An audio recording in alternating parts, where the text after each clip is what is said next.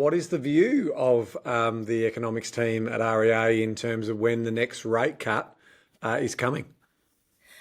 Yeah, we think that they're going to play it cautious. I think with the federal election coming up and the promise of some help with the cost of living crisis, I think they're going to really wait and see what happens.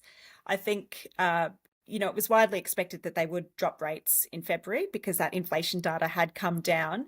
But I think that they are going to play it cautious rather than risk dropping rates too quickly. So I think we do expect at least one more rate cut this year, but we don't anticipate that to happen for at least a few months. Okay, so nothing in May and maybe July is the first trigger for you guys in terms of what that looks like. Yep. But yes, yeah, and it's all going to come down to what we see with the future inflation data and what we see in the election coming up. Yeah. And in the recent budget, there was talk about what they can do to supply more homes. This is a topic that you're passionate about. You've actually been looking under the bonnet to quantify the undersupply of new homes across the states, Yep. so that you can get a real sense of where that is. What sort of data have you uncovered there, and where is the gap the widest? So at the moment, the gap is the widest in Western Australia. So across Australia, just as a whole, we have seen for nearly 3 years now, the number of homes that have been built has not been equal to the number that is needed to accommodate the population growth that we've seen.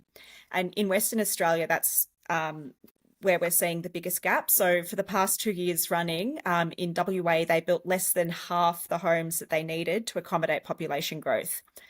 Another state that we're seeing a real shortfall in housing supply is in Queensland. And this is in stark contrast to what we're seeing, a decade ago, where there was this real construction boom of new apartment stock in Queensland, especially around Brisbane and the Gold Coast. We're now really reversed that situation. And again, we're seeing around a 40% shortfall in the number of homes that have been built compared to what's needed.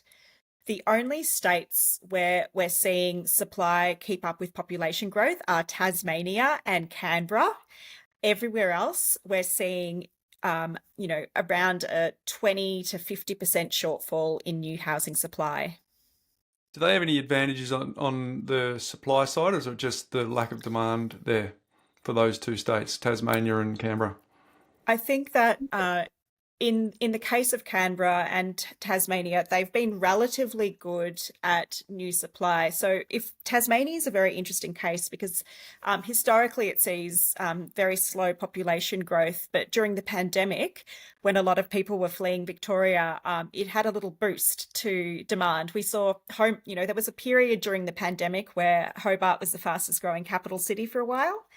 And we saw a massive escalation in home values, which drove up development activity. We know developers like to build when prices are rising. We're now sort of on the other side of that, where there have been significant additions to the housing supply, but that population growth has backed off again. And so I think that the kind of growth that we saw in Tasmania in terms of home values is unlikely to be repeated anytime soon, because we are seeing that supply maintain above the levels needed for the population growth.